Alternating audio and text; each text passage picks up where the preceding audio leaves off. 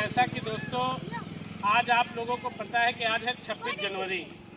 आज ही के दिन भारत का संविधान पूर्ण रूप से लागू हुआ था। संविधान पूर्ण रूप से लागू हुआ था तो आज ही के दिन हम दलितों, पिछड़ों, मुस्लिमों व महिलाओं को समानता का जो है हमें अधिकार मिला था।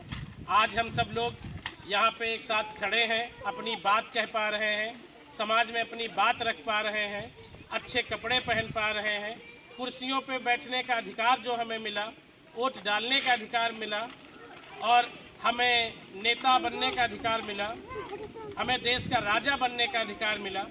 तो आज ये सब बाबा साहब भीमराव अंबेडकर की वजह से व उनके द्वारा लिखे गए संविधान की वजह से। जैसा कि आप लोगों को पहले के जो लोग हैं उन्हें पता होगा कि पहले क्या होता था कि हम लोगों को गांव के अंदर तक रहने का अधिकार नहीं था। गांव के आसपास के तालाब, पोखरों में भी पानी पीने का अधिकार नहीं था। उसमें जानवर, कुत्ते, सुअर वो पानी पी सकते थे, पर ये दलित, पिछड़े ये लोग वहाँ का पानी तक नहीं पी सकते थे। हमको गांव में घुसने का अधिकार नहीं था।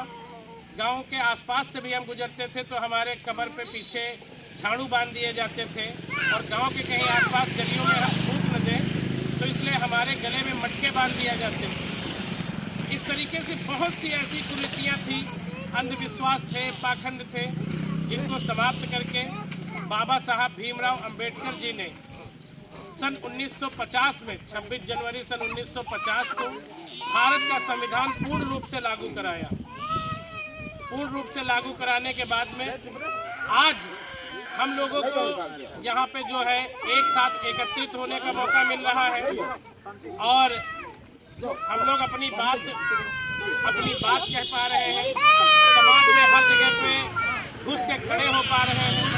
पूर्ण रूप से हमें जो आज़ादी मिली है तो आज इस संविधान की वजह से मिली है और बाबा साहब की वजह से मिली है, क्योंकि आज ये हमारे लिए, बहुजन समाज के लिए एक बहुत बड़ा दिन है।